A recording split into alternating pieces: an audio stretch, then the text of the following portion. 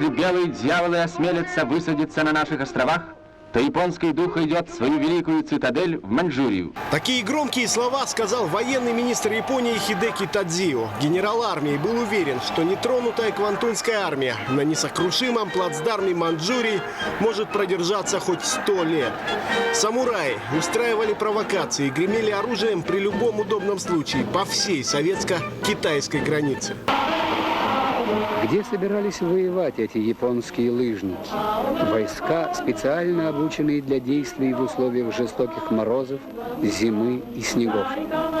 Они собирались вот так, победным маршем, пройти до Байкала и Урала. В это время на другой стороне границы, несмотря на недавнюю великую победу, настроение было предгрозовое, рассказывает фронтовик Александр Силин. 30-летний красноармеец из Якутии, конечно, не мог знать о переброске сил на восток. Но окопное радио не молчало, да и паёк усилили и бдительность повысили. После переброски сил с запада на восток в начале августа по тревоге подняли и полк Александра Семеновича. Переход через Хинган стал серьезным испытанием для Красной армии. Причем, если не обстрелянные, но привычные к жаре бойцы с восточных границ Союза еще как-то справлялись с маршем, то устойчивая сухая жара и приказ «вода только для техники и пулеметов» убили ни одного западного фронтовика, прошедшего от Бреста до Берлина. Причем даже вода таила опасность.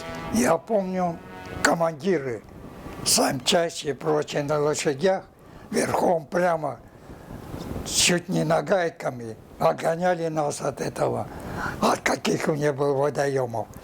Потому что японцы все водоемы заражали, кидали, значит, старались. И нам ни в коем случае не разрешали пользоваться водоемом. Это было очень сложный переход. Поэтому, когда мы перешли Хинган, нашей части присвоили звание Хинганской стрелковой дивизии. Практически сразу после марша часть Александра Силина вступила в бои. Свой первый, самый страшный и трудный Александр Семенович помнит до сих пор.